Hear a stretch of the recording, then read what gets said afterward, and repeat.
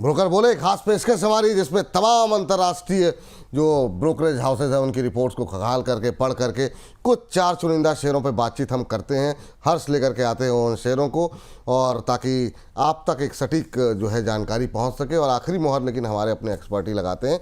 2 expert हमारे साथ मौजूद हैं, चलते हैं सीधे हर्ष के पास। हर्ष बताइए, आज काफ़ी सारी रिपोर्ट सुबह से पढ़ रहे थे, मतलब काफ़ी इंटरेस्टिंग काउंटर है। आज पहली कंपनी कौन सी होगी? जी सर, पहली कंपनी जो है सोना BMW की हम लोग बात कर लेते हैं यहाँ पर। और यहाँ पर जो है CLSC की रिपोर्ट आई है, आउट परफॉर्मेंस की रेटिंग दी है, 567 रुपये का इन्होंने जो है लक्ष्य दिया है। अभी जो मौजूदा भाव से 100 रुपये से भी ऊपर का इनको संभावना तेजी की लग रही है। सबसे पहले इन्होंने Q1 के नतीजों की बात करी है। इन्होंने कहा है कि जो EBITDA मार्जिन है वो अनुमान से थोड़ा सा कम रहे हैं, और इसके पीछे की जो वजह रही है वो नेगेटिव ऑपरेटिंग मार्जिन और साफ तौर पर जो प्रोडक्ट मिक्स है उसका असर यहाँ पर ज़रूर देखने को मिला है। इन्होंने ये कहा है कि रेवेन्यू में कटौती देखने को मिली है, और इसके अलावा अगर आप यहाँ पे बैटरी इलेक्ट्रिक व्हीकल के बिजनेस की बात करें तो वहाँ पे भी रेवेन्यू के मोर्चे पे थोड़ा दबाव ज़रूर दिखा है। यूरोप में जो इनके जो कस्टमर्स हैं वहाँ पर उन्होंने टर्म्स एंड कंडीशन में कुछ बदलाव किया, जिसका आने वाले दिनों में असर जो है वो देखने को मिलेगा।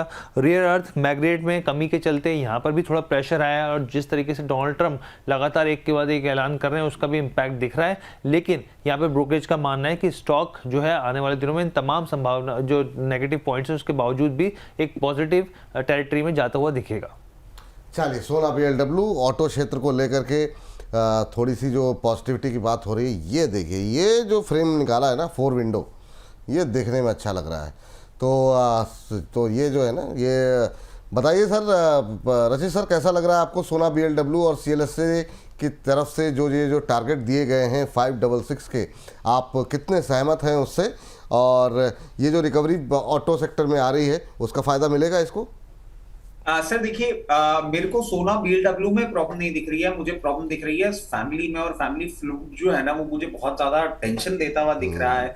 जिस तरीके से ये सारी सिचुएशन बनती हुई दिख रही है ना, मैं एक ही चीज बोलूंगा, हमारे पास बेटर काउंटर्स हैं, हम वहां पे दिमाग लगा लें। अभी 453 रुपए चल रहा है, 566 का ये टारगेट दे रहे हैं।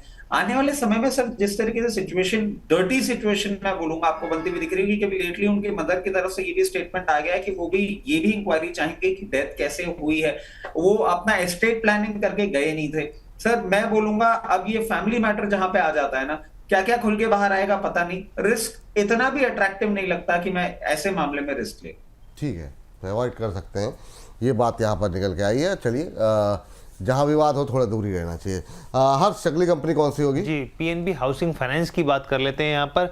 और गोल्डमैन सैक्स की रिपोर्ट है, आउट परफॉर्मेंस की रेटिंग दी है, 1386 रुपये का इन्होंने लक्ष्य दिया, यानी कि मौजूदा भाव से करीब 75% से ऊपर के इनको नज़रिया इन्होंने पेश किया है। हम सब जानते हैं ग्रीश कॉस्गी जो कि MD और CEO थे, अभी पीछे इन्होंने रेजिग्नेशन दिया था, और उस दौरान स्टॉक 18% गिरता हुआ दिखा था, और पिछले 9 दिनों में 28% की गिरावट आई थी। लेकिन अब गोल्डमैन सैक्स जो है काफ़ी पॉजिटिव है स्टॉक को लेकर। इनका कहना है कि जो वैल्यूएशन को लेकर डिस्कम्फर्ट था वो अब काफ़ी हद तक जा चुका है, एंट्री लेवल है यहाँ पर, मौजूदा भाव में आप खरीदारी कर सकते हैं यहाँ पर। और इसके पीछे की इन्होंने तर्क देखते हुए इन्होंने कहा स्टॉक जो एफ एंडो में है तो कोई नई पोजीशन नहीं बना सकता। इन्होंने कहा कि अभी जो प्रॉफिट है वो काफ़ी स्टेबल दिख रहे हैं। आने वाले दिनों में अगर वित्त वर्ष 2025 से लेकर 27 तक के बीच में बात करें तो कंपाउंड एनुअल ग्रोथ रेट जो है वो 15% की दर से बढ़ती हुई दिख सकती है। एसेट क्वालिटी जो है उसमें लगातार सुधार देखने को मिल रहा है। अफोर्डेबल हाउसिंग जो इनका सेगमेंट है वो भी बढ़त बनाता हुआ दिख रहा है। तो तमाम पॉइंटर्स इन्होंने गिनवाए हैं, और एक अच्छी खासा अपसाइड 75% के आसपास का अपसाइड इनको दिख रहा है यहाँ पर। चलिए, ये सलाह यहाँ पर निकल करके आई है, अब देखते हैं इससे सहमत हैं, क्योंकि ये बड़ा मतलब विडंबना है कि मतलब इतना टॉप से घिरा और फिर वहीं की तरफ वही टारगेट निकल के आ रहे हैं। प्रदीप सर, क्या कहेंगे सर, ये गोल्डमैन सैक्स की इस रिपोर्ट से कितनी सहमत हैं आप? ऑलमोस्ट डबल की तरफ बढ़ता हुआ टारगेट जो है वो आता हुआ दिखाई दे रहा है। देखिए, लास्ट दिन ना बहुत ही इंटरेस्टिंग पॉइंट मैंने आपको एक बताया था कि जैसे ही ऐसा कोई स्टॉक्स जो इफेनो में लिस्टेड है और एक दिन में 20% नीचे आ रहा है, और जो है मेन मैनेजमेंट रिजाइन दिया है विथ ए पर्सनल कोई उनका आई थिंक उन्होंने कुछ रीजन बताया। सो अभी द थिंग इज कि ऐसा मैंने पीसी ज्वेलर के साथ भी देखा है कि स्टार्टिंग में कुछ प्रॉब्लम था, मैनेजमेंट खुद आके बोल रहा है कुछ प्रॉब्लम नहीं है, लेकिन 20% 30% नीचे गिरा।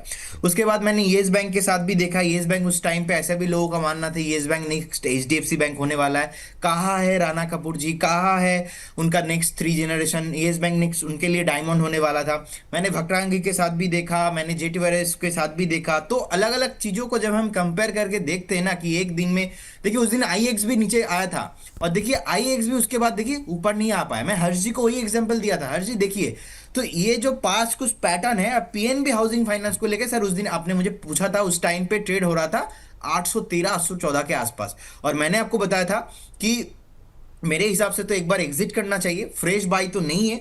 जिनके पास है मैक्सिमम आप 770 के आसपास एक बार देखिए। अगर इस 770 से लेके 755, ये 755 से लेके 775 एक रेंज के अंदर ना एक सपोर्ट है। अगर इसके नीचे चला जाता है तो मेरे तरफ से तो ना है। और रिसेंटली इंडसइंड बैंक को भी लेके बहुत सारा न्यूज आया था, इंडसइंड बैंक का टारगेट 1150 1200 दे रहा है, लेकिन वो चलता नहीं है। पता नहीं, हो सकता है कि कुछ अलग पर्सपेक्टिव से उनका व्यू है, लेकिन मैं चार्ट के साथ जाऊंगा, मैं डेटा के साथ जाऊंगा। ये बात सच है कि बहुत ऊपर से नीचे आया है, इनफैक्ट सपोर्ट के आसपास आया है। 755 से लेके 775 के आसपास एक स्ट्रॉन्ग सपोर्ट है, तो एक पॉसिबिलिटीज है यहाँ से सपोर्ट लेके ऊपर आ जाए। लेकिन क्योंकि पास्ट एक्सपीरियंस मेरा अच्छा नहीं रहा है और मैं मैनेजमेंट को सुनता भी नहीं हूं, मैं न्यूज को देखता भी नहीं हूं, so according the chart clear cut, क्योंकि आप प्रॉफिट लॉस करेंगे अल्टीमेटली स्टॉक प्राइस के ऊपर ही। सो अगर प्राइस का बात बोलेंगे तो मुझे लगता है कि एक बार आप फाइनल वेट करके जाइए, 750 मैक्सिमम आप वेट कीजिए। अगर 750 के नीचे आता है सो मेरे तरफ से तो फाइनल ना है। और अभी भी जिन्होंने लास्ट वीक ही हमने सुना था 810 11 में भी मैंने बताया था, और मैंने देखिए कुछ दिन पहले मैंने एचडीबी फाइनेंस में भी आपको बताया था, लेकिन वो गेम अलग था। लेकिन वहां पे मैंने एक लॉजिक दिया था आपको क्यों नहीं लेना चाहिए 810 में 815 के आसपास स्टॉप लॉस क्यों मेंटेन करना चाहिए। देखिए अभी 741 के आसपास, तो स्टोरी अलग हो जाता है, प्राइस एक्शन अलग हो जाता है। सो इतना लोग स्टोरी में बिलीव करते हैं कि प्राइस एक्शंस भूल जाता है। सो अकॉर्डिंग टू मी मुझे लगता है कि ये जो टारगेट है 1386 मेरे तरफ से तो अभी ना है, और जिनके पास है अब फाइनली 750 स्टॉप लॉस के साथ बने रहिए। जिनके पास है उनके लिए स्टॉप लॉस को साथ होल्ड करने की सलाह दी जा रही है। कुलदीप गुरु टेक जी हमारे एक नए प्राइम मेंबर बने हैं, थैंक यू सर और वेलकम टू द फैमिली। चलिए अगले काउंटर के लिए चलते हैं, अगले शेयर के लिए चलते हैं हर्ष के पास। हर्ष, अगली कंपनी अगली है एथर एनर्जी की हम लोग बात कर लेते हैं। एचएसबीसी की रिपोर्ट है, खजारी की सलाह दी है, 450 रुपये के इन्होंने लक्ष्य दिए। सबसे पहले इनका कहना है कि क्वार्टर वन में जो ग्रॉस मार्जिन है वो बड़ा है यहाँ पे, और जो कामकाजी मुनाफा जो लॉस है यहाँ पर वो घटता हुआ दिखा है। यहाँ पर मार्केट में जो शेयर है कंपनी का वो स्टेबल बना हुआ, और जो इनका सेगमेंट है ईएल प्लेटफॉर्म उसमें और तेज़ी से ग्रोथ की संभावनाएं दिख रही हैं, और वो जो सेगमेंट है उसमें एक पोटेंशियल इनको दिख रहा है साफ तौर पे। ईवी को यहाँ पे अडेप्ट करने का जो सिलसिला है या फिर कहें परसेंटेज ग्रोथ रेट जो है वो थोड़ा धीमा दिख रहा है, वो एक कंसर्न यहाँ पर ब्रोकरेज ने जताया। बाकी उनको ये जो तमाम स्थिति है वो पॉजिटिव दिख रही है। इधर पे मतलब बहुत सही किया आपने इसको रख लिया, क्योंकि जानते हैं आज मैं मतलब बार बार सोच रहा था, लेकिन फिर मुझे लगा ये तो ईवी के क्षेत्र में है और हम बात पावर की कर रहे हैं। एक बार लगा चलो एनर्जी के नाम पे डिस्कस कर लेते हैं कि आगे नाम तो एथर एनर्जी लगा हुआ है, क्योंकि आज के ट्रेंड में भी है गूगल के और लोगों के सवाल भी थे। लेकिन अच्छा हुआ ब्रोकर बोले में आपने शरीक किया इसे। 450 के आसपास चल रहा है सर, एक तरफ ओला एक तरफ एथर, कोई कंपैरिजन ही नहीं है। क्या शानदार मूव यहाँ पर रहा है। आपकी टिप्पणी रचित सर क्या रहेगी? सर थोड़ा सा मैं जो वो बोलता हूँ ना बहुत बुद्धि आदमी हूँ, मेरे को चीजें जब तक प्रॉफिट में नहीं आती तब तक थोड़ा डराती हैं। अगर आप लोगों ने ले रखा है उनके लिए मैं एक ही चीज बोलूंगा, इसमें एक स्ट्रिक्ट स्टॉप लॉस के साथ हम बैठेंगे। अभी 388 पे चल रहा है, 348 लेवल्स का स्टॉप लॉस हम लगा के रखेंगे। और हायर लेवल की बात करें तो सिर्फ टेक्निकल बेसिस पे 424 से 436 की रेंज है, जहां पे आप चाहें तो प्रॉफिट बुक कर सकते हैं। मैं फ्रेश एंट्री के लिए नहीं बोलूंगा, दो टेक्निकल ग्राउंड्स पे ये पॉजिटिव साइड पे दिख रहा है, बट मैं कंफर्टेबल नहीं होता हूं जब तक प्रॉफिट नहीं आता है। सिचुएशन के हिसाब से बनती है, एक बार देखेंगे। और सर एक और चीज मैं ऐड कर देता हूं, ईवी में ना अभी मैं बहुत ज्यादा कॉन्फिडेंट नहीं हो पा रहा हूं जिस तरीके से सारी सिचुएशन बन रही है। So for the time being मैं कहूंगा हायर लेवल से प्रॉफिट बुक, लोअर लेवल्स पे लेंगे। चलिए ठीक, ये बात जो है इथर एनर्जी को लेकर के। और लास्ट काउंटर जो है आज का डिस्कस करते हैं हर्ष के साथ। हर्ष बताइए। इंडसइंड बैंक की हम लोग बात कर लेते हैं और यहाँ पर जो ब्रोकरेज का पूरा फोकस है वो राजीव आनंद के ऊपर है। देखिए सिटी की रिपोर्ट है, बिकवाली की उन्होंने सलाह दी है, 765 रुपये का लक्ष्य दिया है, लेकिन तमाम पॉइंट्स उन्होंने पॉजिटिव राजीव आनंद के लिहाज से गिनवाए हैं, क्योंकि कंपनी ने एमडी और सीईओ के तौर पर 3 साल के लिए उनको कार्यरत जो चुना है यहाँ पर। अब इनका कहना है कि उनके जो फाउंडेशन है वो काफ़ी ज़्यादा मजबूत है, उनका जो बैकग्राउंड है वो काफ़ी मजबूत है, प्राइवेट बैंकिंग में एक मजबूत बैकग्राउंड है, एक्सिस बैंक के कई बड़े पदों पर उन्होंने काम किया है। इसके अलावा अगर उनकी पकड़ की बात करें, ट्रैक रिकॉर्ड की बात करें, तो यहाँ पे कॉर्पोरेट बिजनेस और रिटेल बिजनेस पे काफ़ी अच्छी पकड़ रखते हैं। यहाँ पे कैपिटल मार्केट्स में एक्सपर्टीज़ है, ट्रेजरी और एसेट मैनेजमेंट में भी काफ़ी अच्छी पकड़ है। तो उनको लगता है कि आने वाले दिनों में जिस तरीके से जो पीछे हमने देखा एक दबाव और यहाँ पर डेरिवेटिव्स में जो धोखाधड़ी का मामला निकल के आए, अब वो स्थिति धीरे धीरे करके वहाँ से उभरती हुई दिख सकती है यहाँ पर, और टॉप लेवल को लेकर काफ़ी विश्वास जो है ब्रोकरेज ने यहाँ पे जताया है। हाँ चलिए, इतना भरोसा जताने के बाद नीचे के टारगेट कर दिए 765 रुपये के मतलब क्या ही कहा जाए। सर प्रदीप सर क्या टिप्पणी करना चाहेंगे इंडसइंड बैंक को लेकर के? अब मतलब वैसे तो देखा जाए तो अब इंडसइंड बैंक में आनंद है, क्योंकि आनंद जी आ गए हैं, तो अब आनंद रह पाएगा निवेशकों के लिए कि नहीं, वो जरा बताइए प्रदीप जी आप। देखिए विपुल जी, मेरे तरफ से तो ना रहेगा। अभी मैं भी नेगेटिव ही हूँ, क्योंकि वही है, जब भी कोई बड़ा इंसिडेंस हो जाता है उसके बाद वो जो है इंटर द प्राइस एक्शंस वो रिकवर होने में बहुत टाइम लग जाता है। ये रियल लाइफ में भी है, जब भी कोई बड़ा झटका लगता है तो उसको रिकवर करने में थोड़ा बहुत टाइम लगता है। और हमने तो इंडसइंड बैंक को क्लैरिफिकेशन भी मांगा था, क्योंकि as a analyst we can ask the clarification from the management, लेकिन कोई भी रिस्पॉन्स नहीं आया।